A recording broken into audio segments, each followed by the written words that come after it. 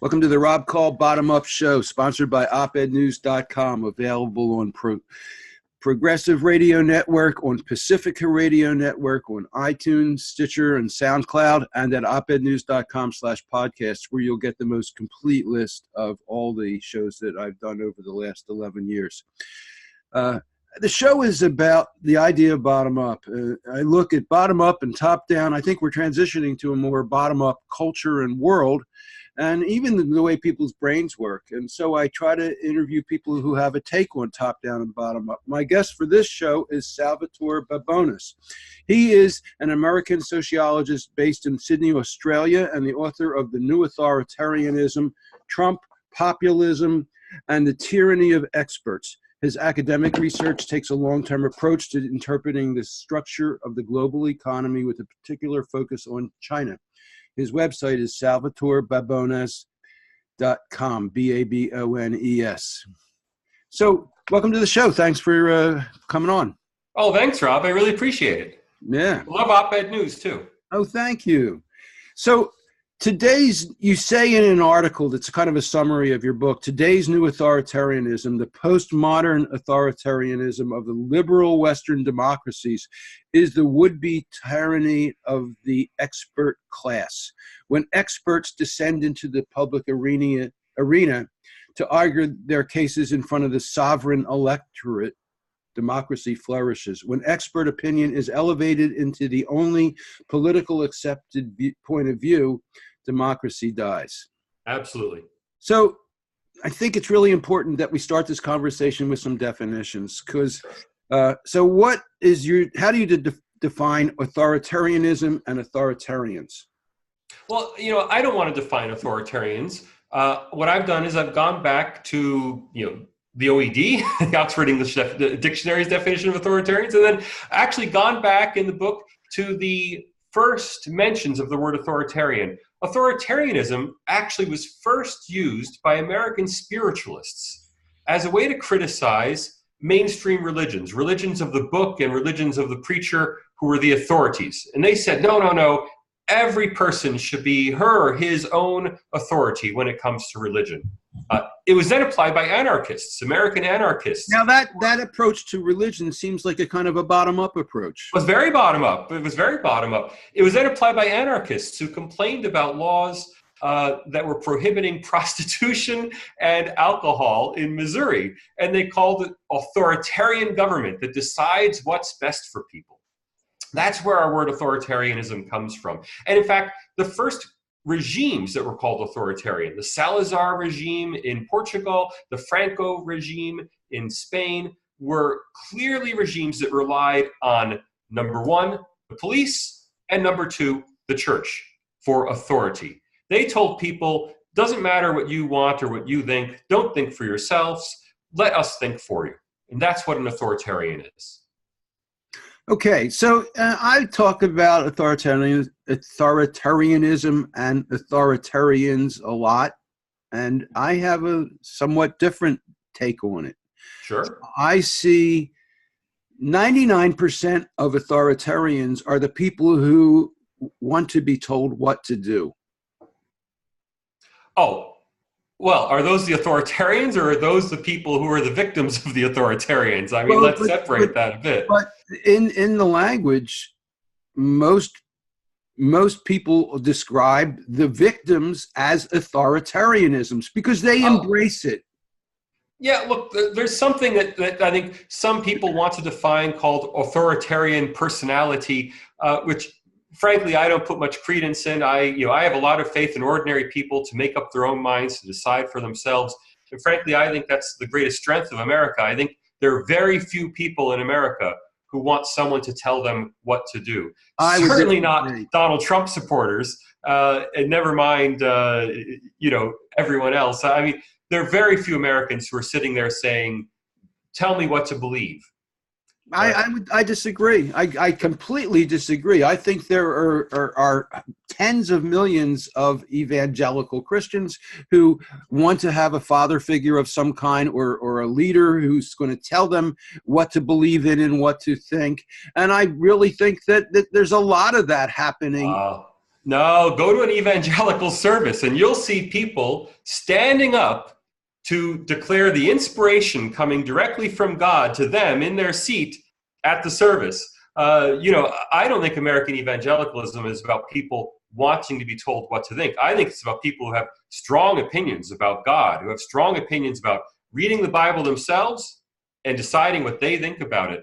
But look, we don't have to debate that. The book's not really about the people who follow Trump. The book's about Trump and the Trump phenomenon. Well, but the book also says that in order to be an authoritarian person, you have to rely on either some kind of power, like religion or government, right, police or military.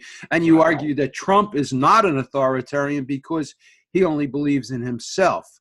Absolutely. And I think that authoritarian personality, and I do believe in it. I think that there are probably billions of people who are that way. I think that they are happy to embrace a leader. I mean, the classic example. You talk about Hitler, who was kind of unique, but and we can talk about how you see him as unique. But I think of Jim Jones and Jonestown, and how he got over 1,000 people to poison themselves and kill themselves. And I see those people as authoritarians, and him as an authoritarian leader. Look, the cults are a really extreme example. Let me give you some practical political examples of authoritarians in the world today. Okay. Erdogan in Turkey. He relies on the security services and the mullahs to tell people that his rule is the correct one, is anointed by God. Vladimir Putin, who comes out of security services and since becoming president has embraced the Russian Orthodox Church, getting the church to preach loyalty to Putin as part of its message every week.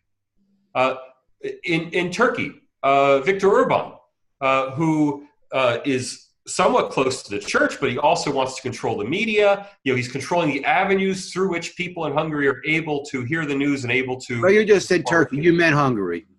In Hungary. Yeah. Yes.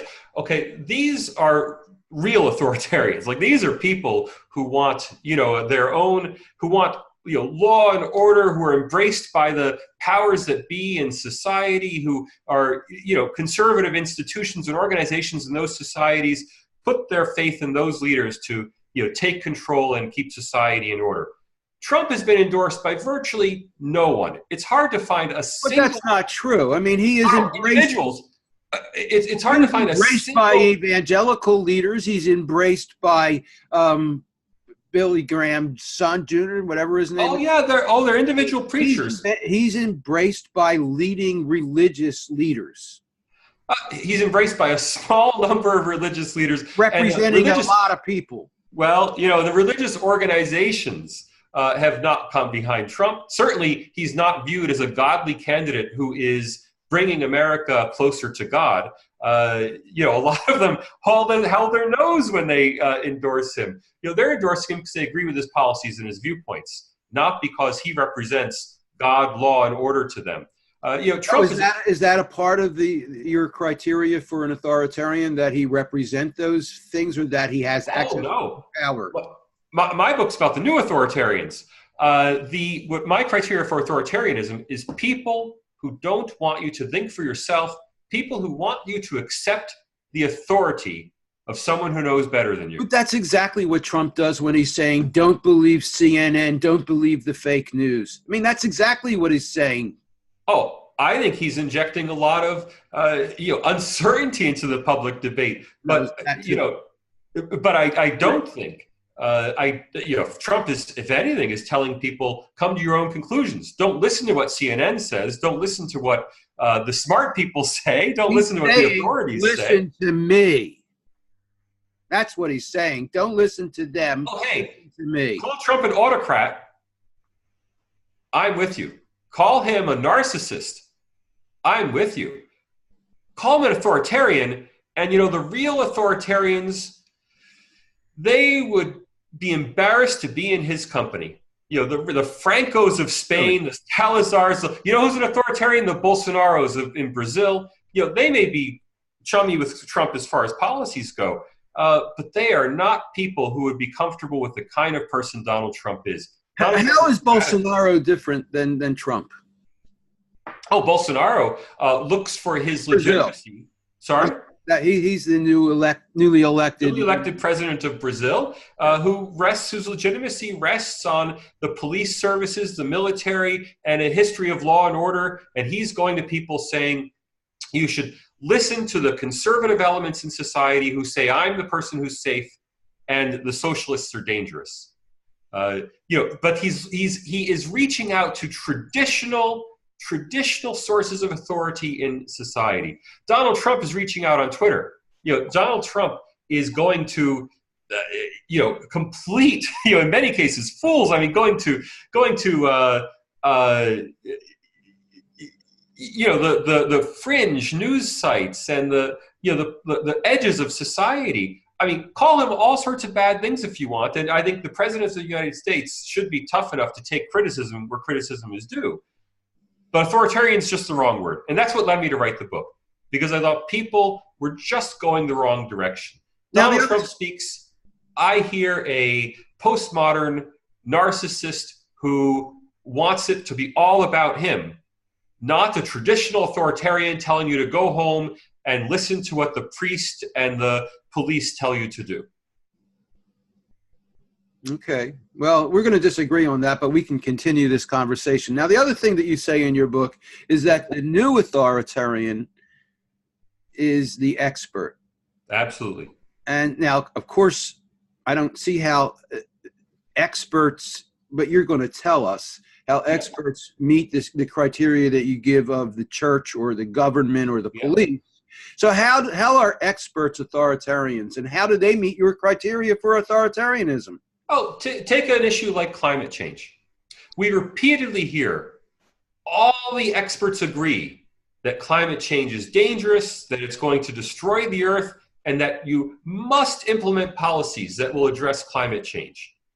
Now, I'm sympathetic to that point of view. I mean, I would like to see fewer coal-fired power plants. It's better for the air. It's better for the environment. But when people tell you, you must implement these policies, you have no choice but to implement these policies, that to me goes over the line to authoritarianism. And in the same way, it's not just over climate change, whether it's the climate change experts, the independent central banks, the education experts behind the Common Core curriculum, saying, we know how best to teach your children. You shouldn't have local autonomy in school boards. You should do what we, the experts, have agreed is a better way to approach the curriculum. So what you're doing is you're combining an issue with experts saying this is what should be mandated to be done at a centralized level, right? Well, there's a big difference between experts giving advice and experts taking things out of the realm of politics and saying you shouldn't be allowed to vote on that. You shouldn't be allowed to vote on what's taught in schools. Leave that to the experts. You shouldn't be allowed to vote on economic policy. Leave that to the Federal Reserve. You shouldn't be allowed to vote, a lot of people want, on climate change. And I have a lot of colleagues who believe that climate change is too important to leave to democracy. Instead, we should have experts telling us what to do to have a complete transition away from the carbon economy. Now, they might be right that we should have the transition, but I don't want to see that transition imposed from above because some expert said so. I want them to go and convince people to have the public debate with those who are against it, and let's see where democracy leads us. Where does money fit into this? I mean, you go and you look at an initiative, let's say in California, and a lobbyist group could throw $100 million, $200 million into fighting what would appear to be a bottom-up democratic people's consensus process, and that can really skew the whole conversation. Right. I mean, if Donald Trump taught us one thing in the 2016 election, it's that throwing money at the electorate increasingly has diminishing returns. I think it doesn't. He raised virtually no money and didn't even spend his own money. He just got coverage by saying outrageous things. Now, yeah, Hillary. Maybe Hillary taught us that no matter if she brought in more than $1 billion. Okay. Now, I don't want so much money in politics, but that's a separate issue. I mean, there are lots of things I have strong opinions on that aren't in this book. And I don't talk about money in politics at all in this book. It's a little short book, 100 pages, and I talk about the expert class and what I think is a power grab by the expert class to try to move more and more issues out of the realm of democratic decision-making and into the realm of expert evaluation. Take decisions away from us and give it to someone who, let's be honest, is more qualified and better informed. Of course they are, but who are not democratically not democratically legitimated. Now, to pursue my idea of the authoritarian personality, which is 99.9% people who want to be told what to do, which I think have been primed by our educational system, by our religious systems. You're nodding in agreement.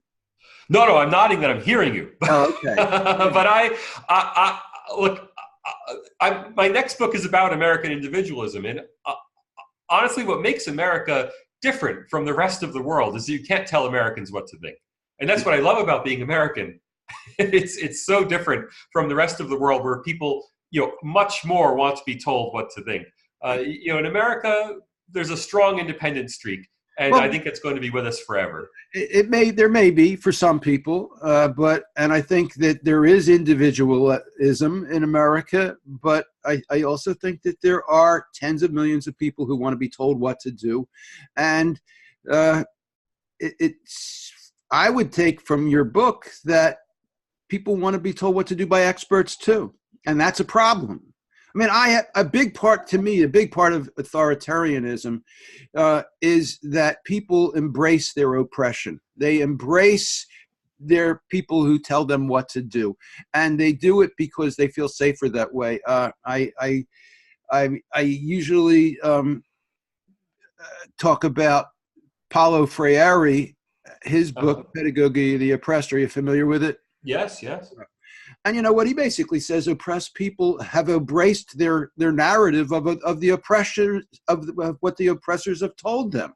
And I think that really authoritarian personality people, the ones who embrace the instructions and commands and dictates of the authoritarian leaders, I think that's what they do. And I think that it's really important to break people from the spell. And I think that it's really necessary to recognize that there is that spell and there are those people. And I think it's not realistic, and we're going to disagree, that there are not people like that.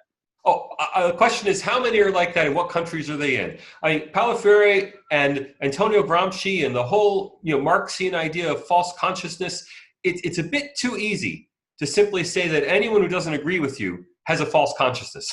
Right? Anyone who thinks something different, must be being programmed by society in some way. I don't buy that. I certainly don't buy that for America. I've never heard Freire cited as a Marxist, and I know that there are many education departments within the United States and Canada that are Freirean education departments. Right.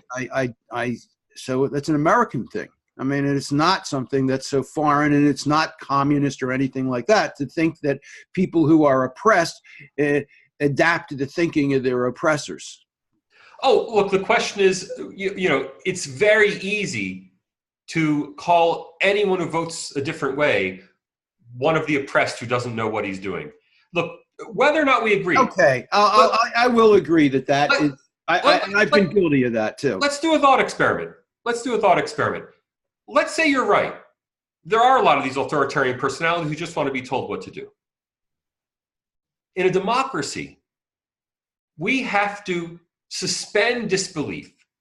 For democracy to work, we have to pretend that that's not true, right? Because everyone has to vote. And once you start saying, if someone's programmed and isn't thinking properly, well, why should they get to vote?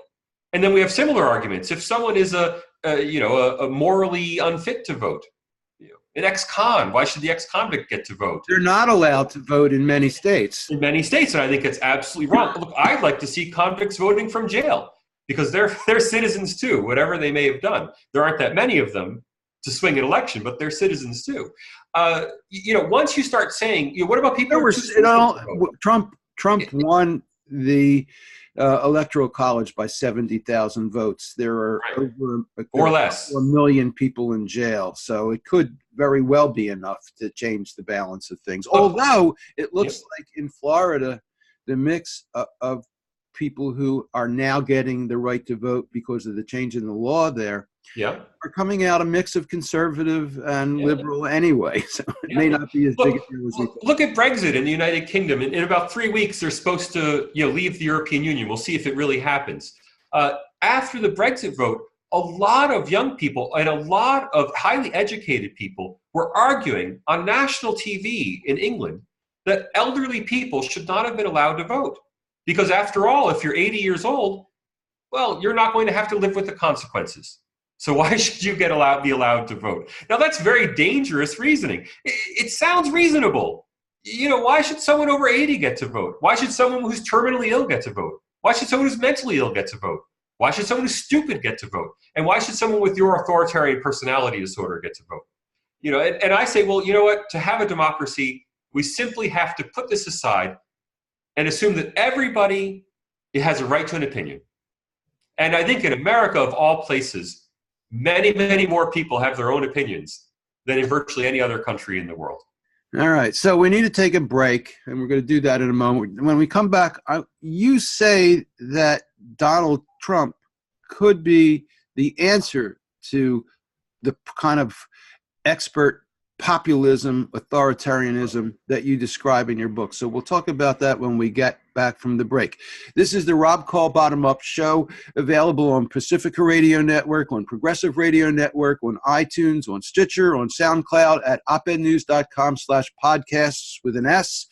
The show focuses on how we're transitioning from a top-down to a more bottom-up culture, I hope, and I believe. After 11 years of it, I wrote a book called The Bottom Up Revolution, and it's coming out in May. And my guests are people who have a take on different aspects of top-down and bottom-up. My guest for this show is Salvatore Babones, who has a new book out, The New Authoritarianism, Trump Populism, and the Tyranny of Experts. Here it is. The show, by the way, is also available on YouTube. We both showed his book at the same time there. Right. So you say that Trump could be the savior. That's my word, but you say that he could be the solution. And so talk about populism and Trump and the experts. Put that into context again. Just wrap it up briefly, and then talk about why you think Trump. Now, you wrote this before he was elected, or right around the time he was elected. I wrote it in the week following his inauguration. Are we on now, or are we on break? We're on. Okay. Look, I wrote this book. I sat down to write it the Saturday that I heard the inauguration speech, because other people heard in that speech Adolf Hitler, and I heard in that speech William Jennings Bryan and the Populist Crusade. Now, those of you who may not remember William Jennings Bryan from your history classes, in 1896, he ran as a Democratic candidate against William McKinley, and he was advocating the free coinage of silver. They wanted to get rid of the gold standard because the gold standard was causing a depression. The experts of the day said, no, the gold standard is the only respectable way to go, and he was defeated in the election. He ran for president 2 more times, and later he was famous for being the prosecutor, not the defense attorney, the prosecutor in the Scopes monkey trial, trying to put the high school teacher Scopes in jail for teaching evolution. All right, so he was a populist, he was a progressive Democrat, and he was a thoroughly evangelical religious extremist, if you want to say that. Okay, but what he did, and I think what Trump has done, has unleashed a wave. I mean, I've called it in the book, I think, the populist wave that washes away the sins of the expert class. I mean, you look at the 2018 election, more people voted, a greater percentage of people voted in the 2018 election than in any midterm election ever recorded in U.S. history. We went from having abysmal midterm election turnout to having a really exciting election. And in the popular vote, Hillary Clinton won by 3 million votes. Oh, look, people came out to vote in 2016 too, but not but not in exceptional numbers. In 2018, once we had Trump in office, we had people either excited to be for him or excited to be against him. And that's what you need in politics. You need choices. You don't need an expert consensus on what's sane and comfortable policy that people in Washington should reach across the aisle and shake hands. What you need in a democracy are clear alternatives. Donald Trump has presented a clear alternative, and I think in 2020, whether it's Bernie Sanders or one of these other progressive candidates on the Democratic side, we are going to have an absolutely clear-cut election. Unless your choice matters. Unless it's someone I consider to be a centrist Republican light like Joe Biden. In which case, Joe Biden gets the nomination in 2020. I'll eat my book. Look, it's not going to happen. People are really excited to be in politics right now, and the reason is that Trump has cleared the boards. He's done a lot of bad things. He's said a lot of bad, unpresidential things on Twitter. He lacks decorum. He is not respecting the, standards that we have held for the last, 100 to 120 years in presidents of the United States. But he's opened up the system. And I think that is a great blessing. The kind of policies I wrote about in 2016, I had a 2015-2016 book called 16 for 16, A Progressive Agenda for a Better America. It was essentially the Bernie Sanders platform. And the things I wrote about in that book would never occur if Hillary Clinton had won in 2016. Yet now, in 2020, it's going to completely open up the field. Look, we're talking now about universal basic income. We're talking now about Medicare for all. Now, we'll see if that talk continues into the campaign in 2020. But, it's on the agenda. And it's on the agenda in a way it never would have been had Trump not completely shaken up the political system. Now, look, Trump is not advocating those policies. I'm not saying Trump's going to deliver those policies. I'm saying Trump broke up a moribund, ossified political system and blew it wide open for us to have real choice in America in 2020. We'll see what the people want in 2020. I think in some ways you're right. And that's why, although I didn't vote for him, I had some hope that maybe he would do the right thing. It ends up he's a corrupt, dishonest guy who has appointed incredibly powerful, wealthy people who have special interests, incredible conflicts of interest. He hasn't done what he promised. I agree. I agree he's not done what he promised. I think he's done more of what he promised than most people have in the past. Like what? He's done what he promised on China, on trade policy. TPP was gone the first week in office. It was killed before Obama left. I mean, activism killed TPP, I think. It was activism didn't. Well, look, we can debate whether it would have gone in or not, but that's true. He got rid of it. He said he renegotiated NAFTA. Hillary would have put TPP in. Turn the screws on China. He promised a tax cut for rich people, and he gave a tax cut to rich people, right? So, Trump has done a lot of what he said he would do. I think he would have got rid of Obamacare. He came very close. He pushed hard on it. He didn't get it, and then the courts gave it to him anyway.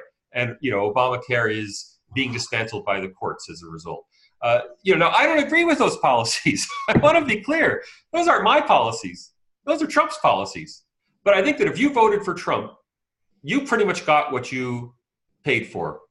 Whether you literally paid for it in terms of influence peddling or whether you metaphorically paid for it by going and voting for him at the polls. And if you were a billionaire donating to Trump, I'd say yes. If you were wealthy among the top couple percent, then yes. But I don't think that the rest of Trump's supporters, the populist part of his supporters, got what they wanted. I mean, from what I understand about his new trade deals, they're just very marginal, small changes that really have kept the problematic parts intact. Regarding China, his trade war with China has hurt American business, and it's causing us to have huge problems that we're actually seeing now. We look at the job report that just came out, and 20,000 jobs. I mean, that's incredibly low. I mean, I don't really see where he has really fulfilled his promises. at all, hardly. Oh, look, we can disagree on whether his promises were good promises, but I think more than virtually any other president, he's gone to bat for his promises, and he's tried to get them through, and he's succeeded in a lot of cases, whether it's, doing everything possible to build that wall, doing the Muslim ban, or for that matter, appointing Brett Kavanaugh to the Supreme Court. Now, that was saying his supporters are 100% behind. That was no question about it. I don't think Trump supporters are unhappy with what they got in President Trump, and I think his opinion polling shows that. His opinion poll figures are low, but they're just as low as when he started, and the people who wanted him in office are still behind him. And I think that's because he's delivering. Now, he may not be delivering what you want. He may not be delivering what people like you and me think would be best for the country. But he's delivering, I think, more than any president in recent memory on what he said he would do. And that's something new. And when you say, now that's interesting, because I'm going to parse those words a little bit. Yeah, please. What he's delivering on what he said he would do. He is trying to build a wall. He's not doing it. He's trying. He's trying to keep Muslims out. Yeah, and I'm not sure how much he's done that, but he's trying. And he's so in a sense, he's basically talking the talk. Well, you can't blame a president if he can't get things through Congress all the time. I mean, he's not a dictator. If Trump were the dictator everyone says he is. He sure is trying to be a dictator with this emergency order about the wall. Oh, I think the emergency order in context makes complete sense. People made a big deal of it. Then you look at that list of, 72 prior national emergencies, and you think, were those emergencies either? None of them were emergencies. It's simply a tool to implement policies you want without having to get them go through Congress to make it happen. But I don't agree with that tool. It's the first time that a president has gone to Congress, been rejected, and then declared it a national emergency after it was rejected. Yeah, look, and we'll see if it sticks. But what we're talking about is Trump doing everything he can to get the policies he promised. Now, if you want to talk about whether those policies are good or not, I have a lot of writing on the record, and a lot of it is at Op-Ed News up through 2016. A lot of my writing is there about what I think are good policies. But this book is not about policy. This book is about democracy, right? I want democracy, even if it goes against my preferred policies. Look, when people say we want democracy and we want good policy, great. If you can have democracy and the policies you want, of course you prefer democracy. The tough times come when your choice is, would you rather have democracy, even if it gives policies you strongly disagree with? If democracy would take away a woman's right to an abortion, would a woman who believes in the right to abortion still embrace democracy? Or would she say, no, I want an international body to step in and somehow declare that my government is breaking my rights? That's what this book is about. Now, I want democracy. I also want a woman's right to an abortion. And I devoted a whole chapter of my last book to why we need legislation to enshrine this in law. But if push comes to shove, and it's my favorite policy or respecting democracy, I give up my policy. And now we have a situation where gerrymandering has created a situation where elected officials who are supposed to represent constituents no longer do. And if you look at the will of the people, they're not being represented massively. And so those are problems that are a different aspect of democracy, but serious problems. I had a whole chapter in my last book about gerrymandering, and I absolutely agree with you. It's travesty. The idea that the idea that the representative chooses you instead of you choose the representative is anathema to democracy. Yeah, were up to me, county boundaries would be the boundaries for congressional districts, and that's that. But within the imperfect democracy that we work with, that we have, what I want is people to have a clear choice of policies to vote for, and then when they vote for those policies to be implemented to the best of the ability of the people they voted for. And I think that, on those kind of criteria, Trump's not perfect, but he's really doing a good job.